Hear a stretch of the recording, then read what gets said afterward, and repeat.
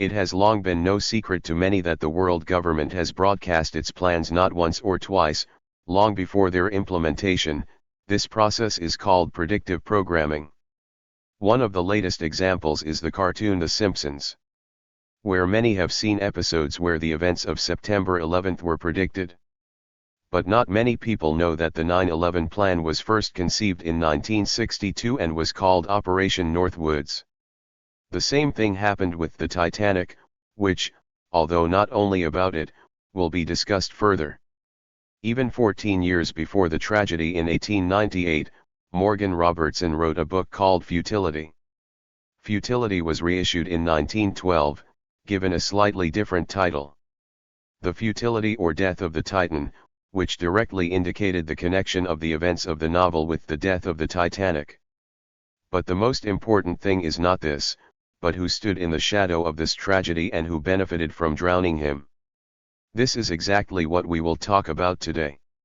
The reissue of the book Futility told about a huge luxury ocean liner, which also sank in the ocean and on which the most influential people on the planet were at the time of its sinking. An 1898 book describes the Titan as the largest ship of its time. The Titanic was the same ship, the largest and most luxurious at the time of its creation. Both the fictional Titan and the real Titanic have almost the same dimensions. The Titanic is only 25 meters longer than the fictional Titan. The fictional Titan, like the Titanic, is called unsinkable in the book. Just like the Titanic, it crashes into an iceberg, and just like the Titanic, the tragedy occurs in mid-April. Even the speed of knots of the fictional and real ships is the same.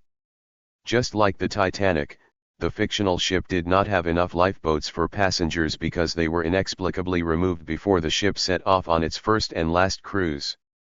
In 1910, at a secret meeting on Jekyll Island, Georgia, the Federal Reserve System was born. The 7 men met on Jekyll's Island. 2 of them, namely Nelson Aldrich and Frank Vanderlip, then represented the Rockefeller financial empire. Henry Davidson, Charles Norton, and Benjamin Strong represented the Morgan Empire. Paul Warburg represented the European banking dynasty of the Rothschilds. It is no coincidence that 1913 was the year the federal income tax began, and John Pierpont Morgan became one of the main driving forces calling for the creation of a fraudulent Federal Reserve System. But standing in his way were other very influential businessmen, such as John Jacob Astor, Benjamin Guggenheim, and Isidor Straus, who did not want the Federal Reserve to work. However, Morgan had a plan, and he had a ship. The same unsinkable ship. On that cold April night in 1912, when the Titanic sank, there were a dozen powerful businessmen on board, almost all of whom opposed the creation of the Federal Reserve System, and Morgan in particular. But one person who was supposed to be present on the ship was not on it. This man was the owner of the Titanic himself, J.P. Morgan, who suddenly cancelled his visit to the ship right before its departure. The consequence of this coincidence of circumstances in quotation marks was the unhindered creation of the Federal Reserve System. Less than 2 years after Morgan's opponents died, the Federal Reserve Act was introduced in December 1913. After this, America forever became under the control of Wall Street and the banking system. But here's the question. The world government broadcast its plans 14 years before they were implemented. Did J.P. Morgan intentionally sink the Titanic in 1912 to ensure the passage of the Federal Reserve Act in 1913? Before answering this and other questions, consider the following. During the 2008 and 2011 recession, President Barack Obama said Wall Street and the banking giants were too big to fail and authorized $200 billion in loans. While millions of average Americans were allowed to lose all their wealth and property, and at the same time remain in debt to the same J.P. Morgan Chase. They printed unsecured money and simply lent it to themselves, thus magically leveling out their losses. As we can see, the rescue of J.P. Morgan Chase became possible because in 1912 the Titanic sank, taking with it people who could have stopped Morgan in creating the Federal Reserve. By the way, It should be noted that the very event of the creation of the Federal Reserve System is underestimated by historians, but it was it that predetermined the vector of development for the 20th century, not only for the United States, but for the whole world. This is what one of the founding fathers of the United States, Thomas Jefferson, the third president who ruled the country from 1801 to 1809, said about the central bank.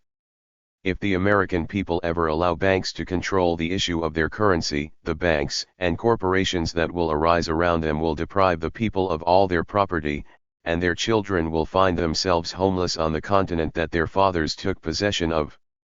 The power to issue money should be taken away from the banks and returned to Congress and the people. I sincerely believe that banking institutions are more dangerous to freedom than regular armies.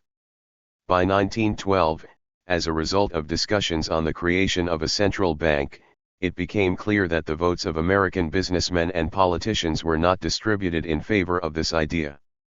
The largest and most luxurious transatlantic ship, the Titanic, was built at the shipyards of the largest British shipbuilding company, Harlumth and Wolff. The liner belonged to the largest British shipping company, the late 1912-early 20th century White Star Line, which in 1902 joined the International Merchant Shipping Company, the founders of which were John Perpend Morgan. At the time of the Titanic disaster on the night of April 14 to 15, 1912, the owner of the White Star Line, Joseph Bruce Ismay, son of Thomas Henry Ismay, was among the first to leave the sinking ship on a lifeboat consisting of 12 people, although the lifeboat was designed for a minimum for 40. Among those millionaires who were on board the Titanic and died on the night of the disaster, most were categorically against the creation of a central bank. So on December 23, 1913, the U.S. Congress passed the Federal Reserve Act. With lightning speed, this law was signed into law that same day by President Woodrow Wilson. Based on this law, after numerous unsuccessful attempts, the U.S. Federal Reserve System was created in the country. This became a fateful decision that dramatically changed the vector of development of the United States and the entire world history. And this is important to understand, since in world history much attention is paid to the First World War, the Second World War, and other similar events, but most of these events are derived from the fateful decision for the whole world to create the Federal Reserve System. The bankers set up their affairs very well, which is why they still manage to manipulate markets and bring the world's financial system to the state they need.